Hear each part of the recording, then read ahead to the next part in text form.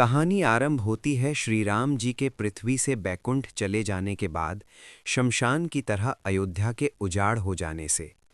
उसके बाद भगवान श्री राम के पुत्र महाराज कुश कैसे अयोध्या को पुनः बसाते हैं, कैसे महर्षि अगस्त्य जी से श्री राम को प्राप्त हुआ बाजूबंद नाग कन्या चुरा लेती है, गरुड़स्त्र का संधान होता है और फिर उस नाग कन्या कुमुदवती से महाराज कुश का विवाह होता है, और कैसे भीषण पराक्रम दिखाते हुए देवासुर संग्राम में महाराज कुश असुरराज दुर्जय के हाथों वीर गति को प्राप्त होते हैं। ये सब आपको इक्ष्वाकु वंश की इस अनसुनी कहानी में जानने को मिलेगा।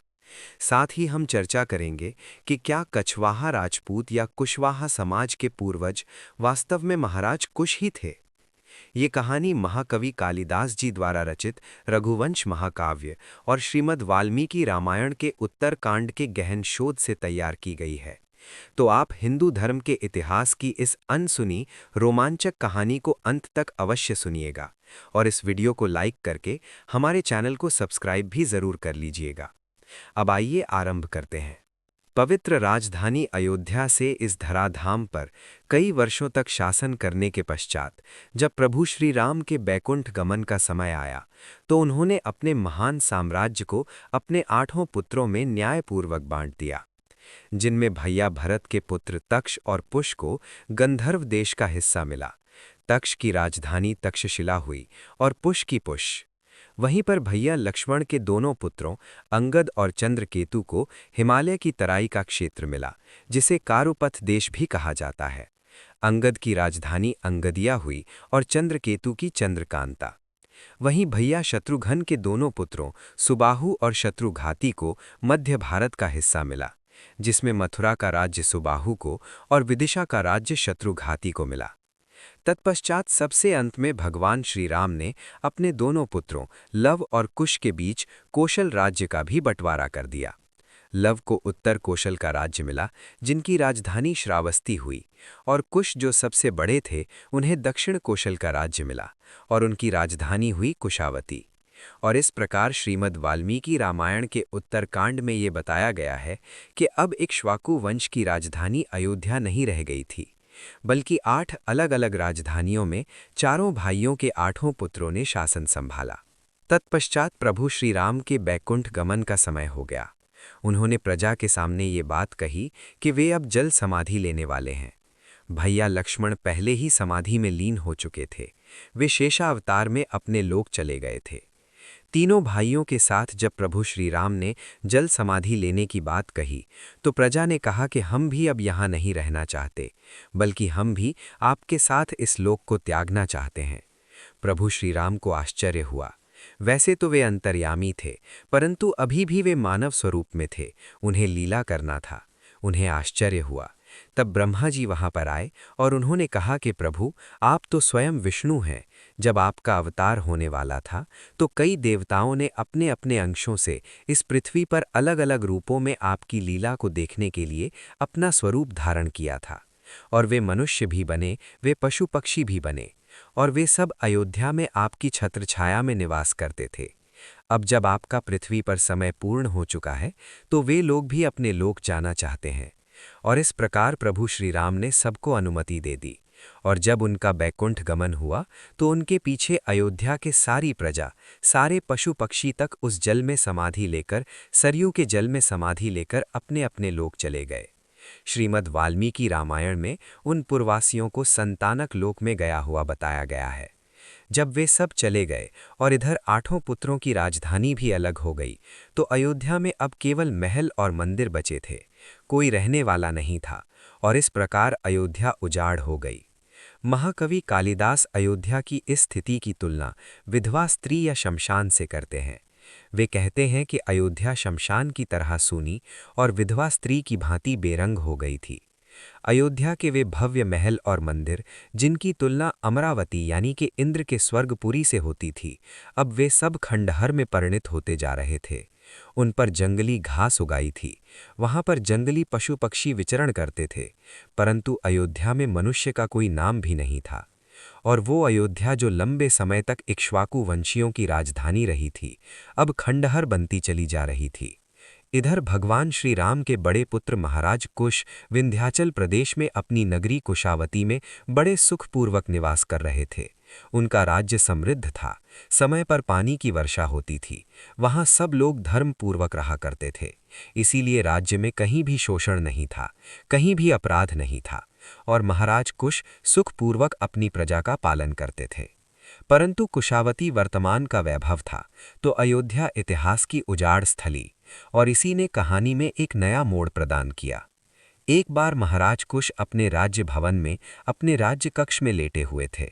रात का समय था, बाहर पहरेदार पहरा पर थे। महाराज का अपना शयन कक्ष था, तो वहां पर सबका प्रवेश तो हो नहीं सकता था। तभी महाराज क्या देखते हैं कि एक स्त्री, जो देखने में बड़ा ही सुंदर है, जो कि भव्य है, वो फटे पुराने वस्त्र पहने महल के कक्ष में प्रवेश कर रही है। महाराज को बड़ा आश्चर्य हुआ। रात के इस समय एक सुंदर स्त्री मेरे कक्ष में? वे उठ बैठे। उन्होंने स्त्री से पूछा कि तुम कौन हो? क्या तुम कोई मायावेनी हो? क्या तुम कोई माया विद्या जानती हो? परंतु फिर उन्होंने कहा कि यदि तुम माया विद्या जानती तो अपना वेश इतना सुंदर बनाने के पश्चात अपने कपड़े भी सुंदर रखती। क्या बाहर पहरेदारों ने तुम्हें नहीं रोका? और यदि तुम मेरे ऊपर अपने रूप का जादू चलाना चाहती हो तो ये जान लो कि हम इक्ष्वाकु वंशी हैं। हम स्त्रियों के प्रति बड़े सदैव होते हैं।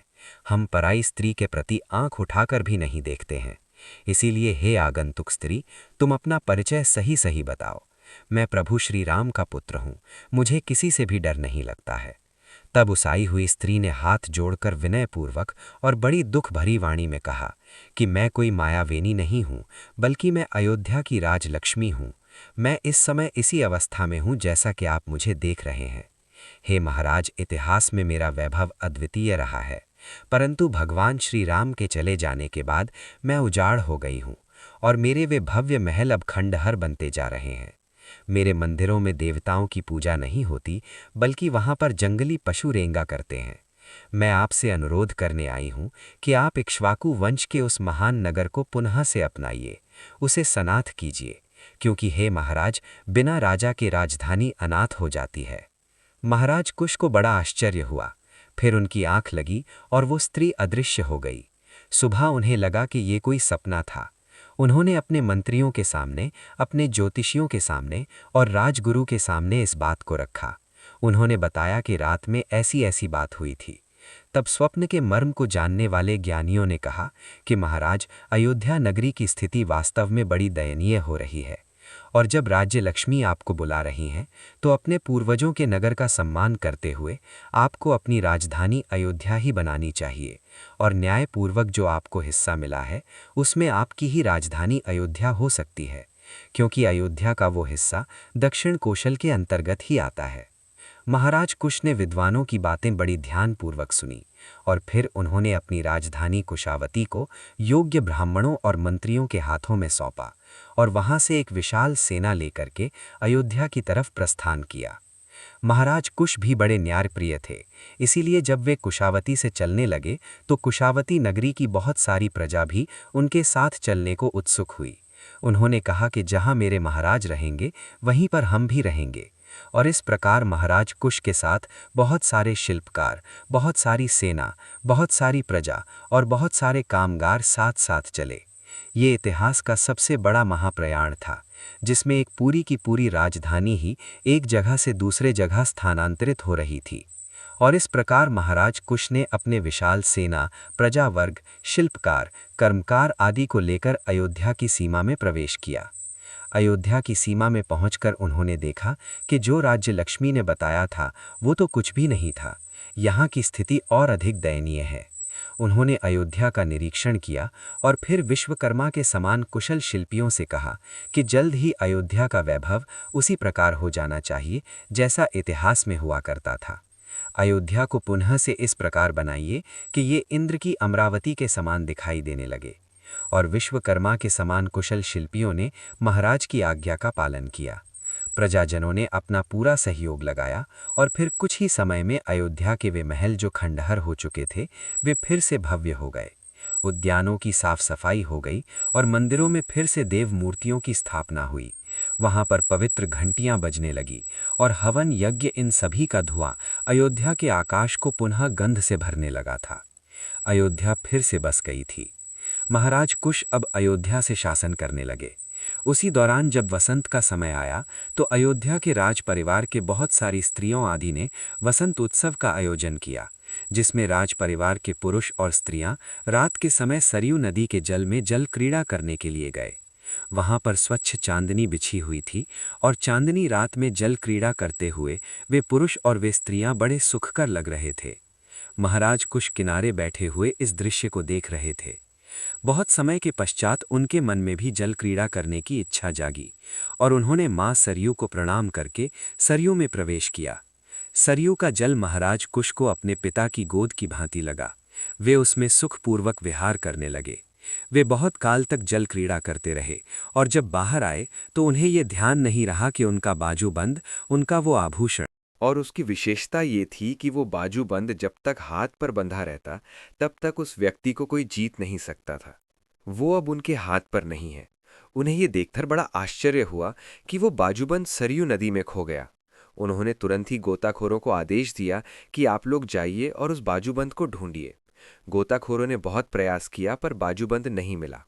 सुबह होते महाराज को चिंता होने लगी और चिंता इस बात की नहीं थी कि वो स्वर्ण का आभूषण था, बल्कि प्रभु श्री राम ने कुश को दिया था।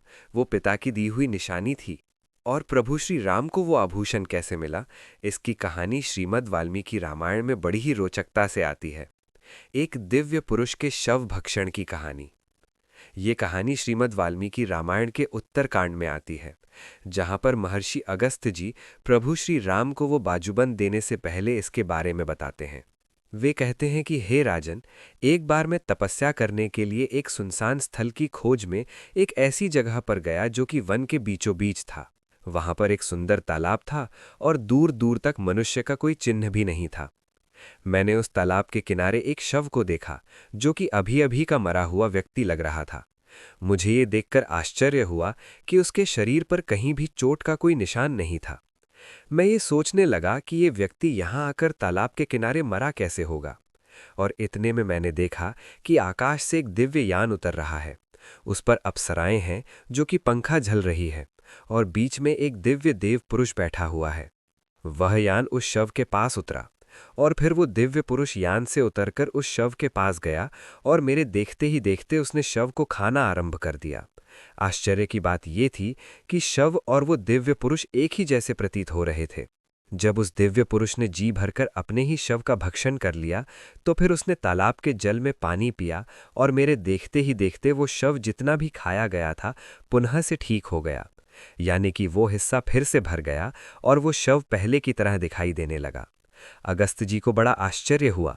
उन्होंने दिव्य पुरुष से पूछा कि आप तो स्वर्ग पुरुष हैं, फिर इस प्रकार निकृष्ट कर्म क्यों करते हैं?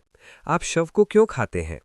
तब उस दिव्य पुरुष ने प्रसन्नतापूर्वक महर्षि अगस्त्य जी से कहा कि आप निश्चित ही महर्षि अगस्त्य हैं, मुझे आपकी ही प्रतीक्षा थी।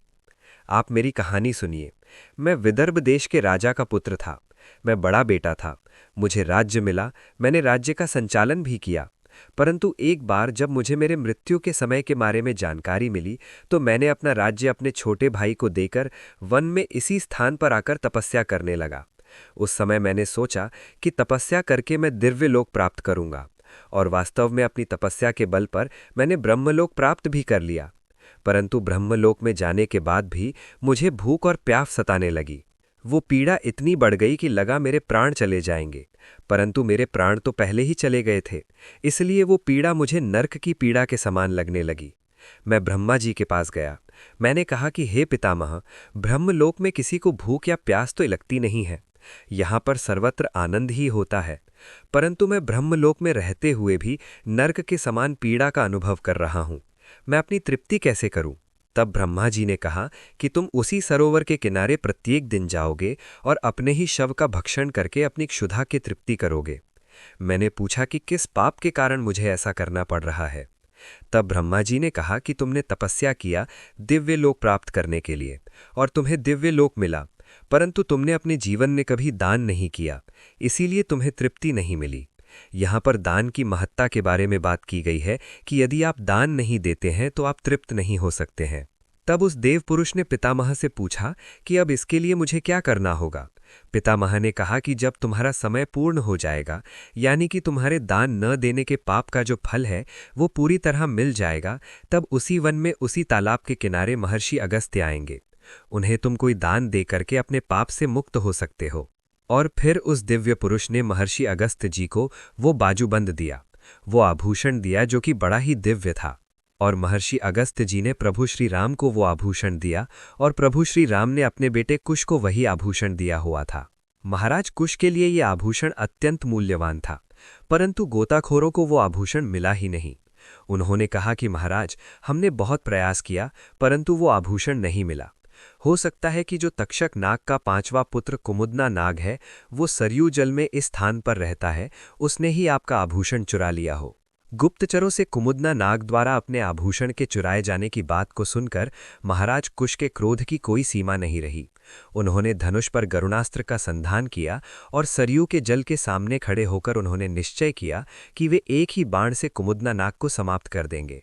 उस बाण के संधान करते ही सरयू नदी में बड़ी बड़ी लहरें उठने लगी। कुमुदना नाग को भी बड़ा डर लगा और उसने उस आभूषण को हाथ में लिया और अपनी पुत्री कुमुदवती को साथ में लिया और सरयू जल के बाहर आया।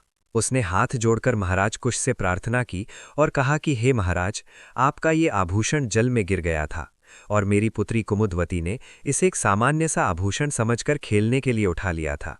मैंने कोई चोरी नहीं की है, बल्कि कुमुदवती ने खेलने के भाव से उस आभूषण को उठा लिया था।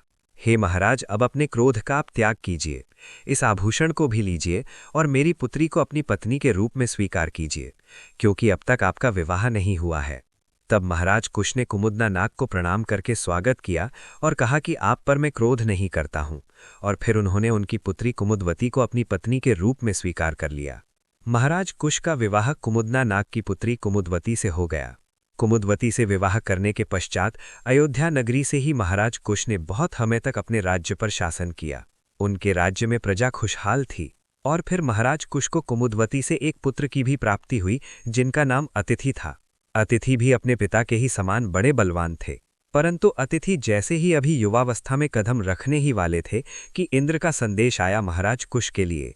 देवलोक पर दुर्जय नाम के एक असुर ने आक्रमण कर दिया था, और जब जब देवताओं और असुरों में युद्ध होता था तो पृथ्वी से इक्ष्वाकु वंश के राजा इंद्र की सहायता करने जाते ही थे। कई राजाओं का ऐसा इतिहास रहा था। और महाराज दशरथ भी देवासुर संग्राम में भाग लेने गए थे तो महारानी कैकई ने उनकी रक्षा की थी, उनकी सहायता की थी, और इसी नाते तो उन्होंने उन्हें 2 वर देने का वरदान दिया था। तो महाराज कुश के लिए भी निमंत्रण आया, और महाराज कुश एक वीर थे, युद्ध के निमंत्रण को वे ठुकरा नहीं सकते थे।